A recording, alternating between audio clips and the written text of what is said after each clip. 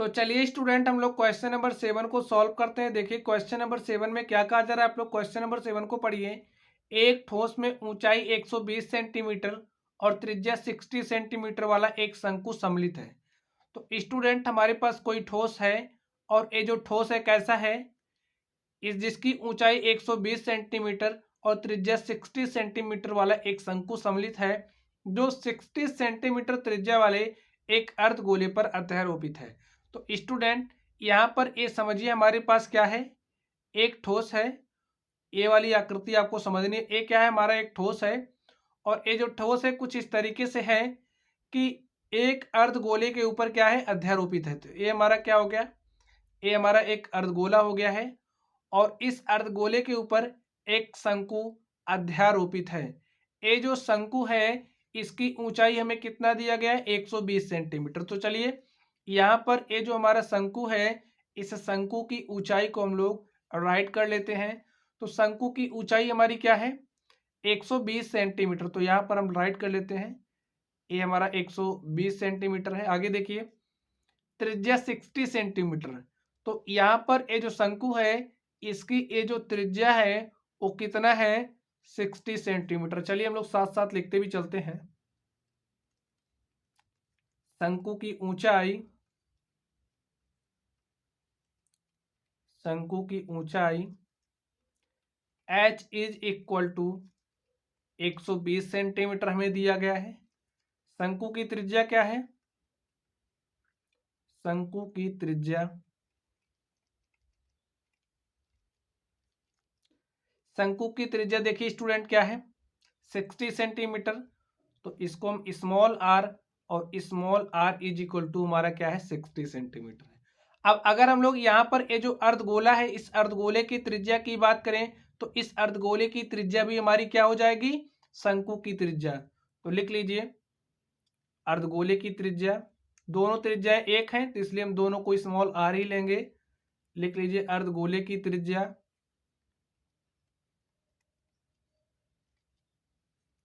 Small are, क्योंकि दोनों की त्रिज्याएं क्या है, बराबर है, 60 सेंटीमीटर। आगे देखिए क्या कहा जा रहा है, जो 60 सेंटीमीटर त्रिज्या वाले एक अर्धगोले पर अध्यारोपित है। तो यहाँ पर अर्धगोले की त्रिज्या क्या है, 60 सेंटीमीटर। इस ठोस को पानी से भरे एक लंबवृत्तीय बेलन में इस प्रकार सीधा डाल दिया जाता है कि यह बेलन की तली को स्पर्श करे। तो स्टूडेंट इसको आप लोग कुछ इस तरीके से यहाँ पर समझिए, हमारे पास कोई लंबवृत्तीय बेलन है, ये क्या है, एक लंबवृत्तीय बेलन है और ये लंबवृत्तीय जो बेलन है किससे भरा हुआ है, पानी से भरा हुआ है। जब इस ठोस को इस लंबवृत्तीय बेलन में डाल दिया जाता है, ठीक है, कुछ इस तरीके से समझिए, इस लंबवृत्तीय बेलन में डाल दिया जा रहा है ऐसे। इसको जब डाला जा रहा है तो इस बर्तन की तली को स्पर्श कर रहा है, क्या कर रहा है, स्पर्श कर रहा है। और हमसे पूछा क्या जा रहा है, देखिए यदि बेलन की त्रिज्या 60 सेंटीमीटर है तो यहाँ पर ये जो बेलन आप देख रहे हो इस बेलन की त्रिज्या क्या है, देखिए ये हमारा बेलन है, इसका ये व्यास हो गया, ये पूरा व्यास हो गया और इसकी ये जो त्रिज्या है वो भी हमारी क्या है, 60 सेंटीमीटर है। यहाँ से यहाँ तक की त्रिज्या कितनी है, 60 सेंटीमीटर। तो इसको भी हम राइट कर लेते हैं, लिख लीजिए बेलन की त्रिज्या, सारी त्रिज्याएं स्टूडेंट एक समान है इसलिए इसको भी हम लोग स्मॉल आर ही लेते हैं। बेलन की त्रिज्या अगर अलग अलग होती तो हम लोग कुछ दूसरा लेते, एक समान है इसलिए हम इसको भी क्या ले रहे हैं, आर। ए भी हमें कितना दिया है, 60 सेंटीमीटर दिया गया है। चलिए अब हम लोग आगे देखते हैं। अब आगे देखिए क्या कहा जा रहा है, यह बेलन की तली को स्पर्श करिए यदि बेलन की त्रिज्या 60 सेंटीमीटर और ऊंचाई 180 सेंटीमीटर है।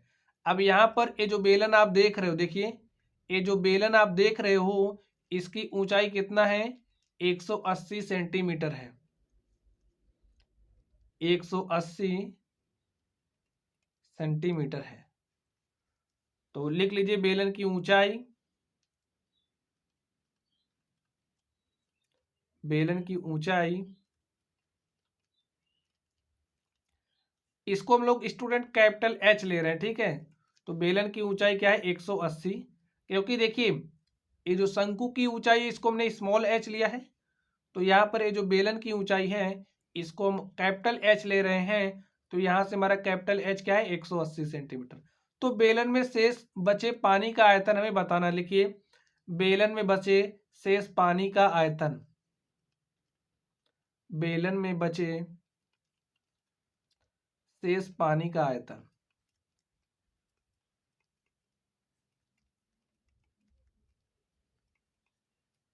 क्या हो जाएगा स्टूडेंट, सबसे पहले हमें यह ज्ञात करना पड़ेगा कि ये जो हमारा बेलन है इस बेलन में पहले कितना पानी था और जब हम इसको डाल रहे हैं तो हमारा कितना पानी बाहर गया।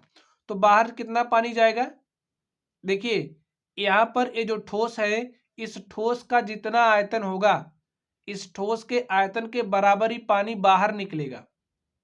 ये जो ठोस है इस ठोस के आयतन के बराबर पानी निकलेगा, तो शेष बचा हुआ पानी हमें निकालना है। तो ये जो बेलन है बेलन के आयतन में से अगर हम लोग इस ठोस के आयतन को घटा देंगे, क्योंकि इसी के बराबर पानी निकल रहा है, तो शेष बचा पानी में मिल जाएगा। लिखिए बेलन का आयतन,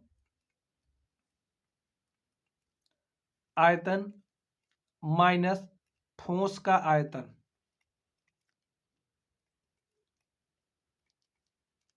तो चलिए स्टूडेंट अब हम लोग सॉल्व कर लेते हैं इसको। बेलन का आयतन क्या होता है, फॉर्मूला आप लोग बताइए। बेलन का आयतन हमारा पाई आर स्क्वायर एच होता है, माइनस देखिए ठोस का आयतन। अब ये जो ठोस आप देख रहे हो, देखिए ये जो ठोस है किससे बना हुआ है, शंकु और अर्धगोले से। तो यहां पर लिख दीजिए शंकु का आयतन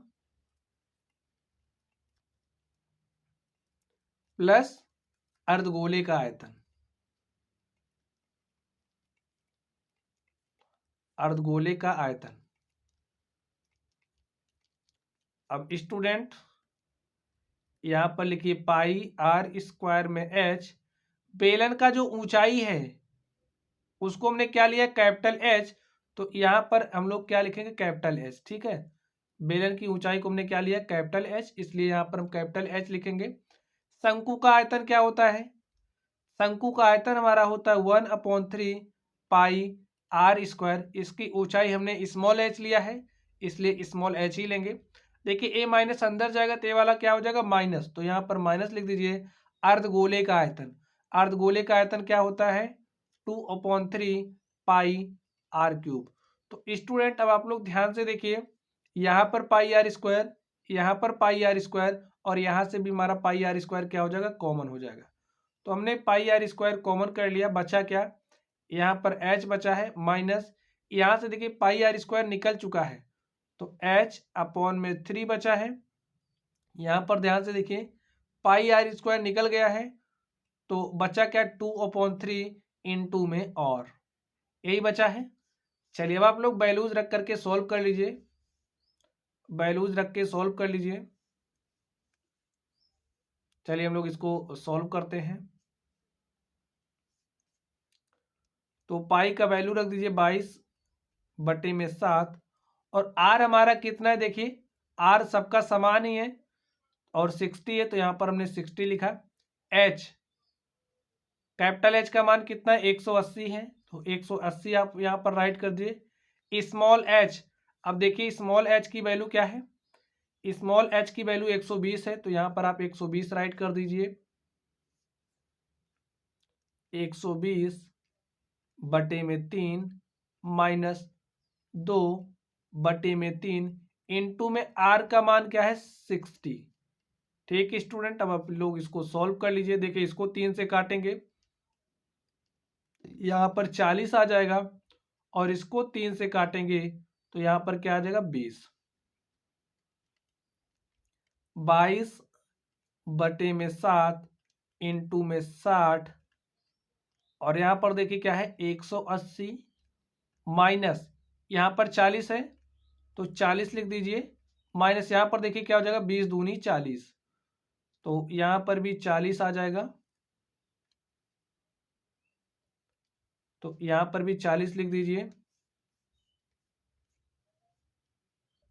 तो सॉल्व करिए स्टूडेंट, देखिए क्या आ जाएगा यहाँ पर 22/7 इंटू में 60, और देखिए ये -40 -40 -80 हो जाएगा, और 180 में से 80 घटाएंगे तो हमारे पास क्या आ जाएगा 100। मल्टीप्लाई कर लीजिए, 22 को 60 से मल्टीप्लाई करते हैं, 6 दूनी 12 के 2, 6 दूनी 12 के 2 हासिल 1, 6 दूनी 12 1 क्या हो जाएगा 13। यहाँ पर जीरो लगा दीजिए।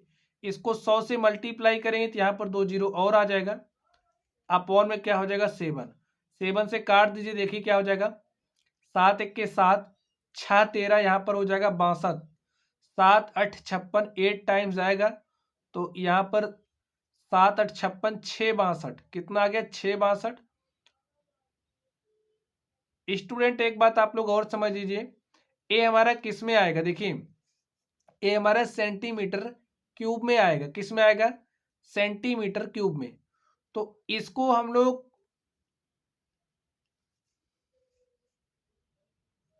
स्टूडेंट यहाँ पर देखिए हमारा क्या है आर स्क्वायर है, तो यहाँ पर क्या हो जाएगा 60 का स्क्वायर, यहाँ पर भी 60 का स्क्वायर, यहाँ पर भी क्या हो जाएगा 60 का स्क्वायर, ठीक है। तो यहाँ पर आप लोग 60 से मल्टीप्लाई कर दीजिए, क्योंकि देखिए हमारा 60 छूट गया है, तो यहाँ पर हम लोग 60 से मल्टीप्लाई कर देते हैं। 60 से देखिए हमने मल्टीप्लाई कर दिया। अब आगे देखिए करना क्या है आपको, हमने 60 से इसमें मल्टीप्लाई करना है, ठीक है। अब देखिए ए आयतन हमारा सेंटीमीटर क्यूब में आएगा, तो सेंटीमीटर क्यूब से मीटर क्यूब में बदलने के लिए हम लोग यहाँ पर क्या करेंगे, इसको हम लोग डिवाइड कर देंगे, 100 क्यूब है तो 3 टाइम्स ऑफ 100, ठीक है। अब ए हमारा आयतन किस में हो गया, मीटर क्यूब में हो गया, तो ए देखिए ए 2 जीरो, इस 2 जीरो से कैंसिल हो जाएगा, और ए वाला 2 जीरो एक इससे और एक इससे कैंसिल हो जाएगा।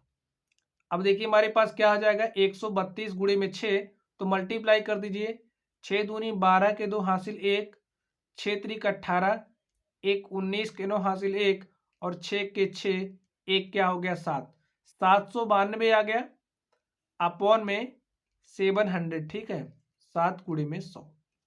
अब आगे देखिए इसको हम लोग 7 से डिवाइड कर देंगे, 7 1 के 7 हो गया, फिर कितनी बार जाएगा, एक बार जाएगा, तो 7 1 के 7 2 9 यहाँ पर 22 हो गया। अब 7 त्रिक 21 3 बार जाएगा, 1 22, दशमलव लगाइए 10 हो गया, 7 1 के 7 3 10, 7 चौक 28, 2 30, 20 हो जाएगा, 7 दूनी 14 6 20, 7 दूनी 14 6 20, अब ऐसे आता जाएगा, ठीक है।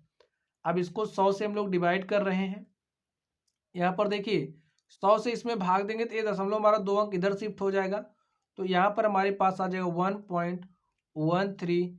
अब सेंटीमीटर क्यूब से इसको हमने किस में बदल दिया है, मीटर क्यूब में, तो 1.13 मीटर क्यूब, और ये हमारा क्या आ गया है, शेष बचा पानी, ठीक है, शेष पानी का आयतन,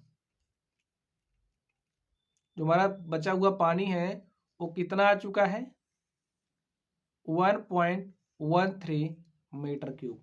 तो यहाँ पर स्टूडेंट हमने 100 से यहाँ पर भाग क्यों दिया है 100 से, देखिए 100 गुणे 100 गुणे 100 हमने यहाँ पर क्यों किया है, सेंटीमीटर क्यूब से मीटर क्यूब में चेंज करने के लिए।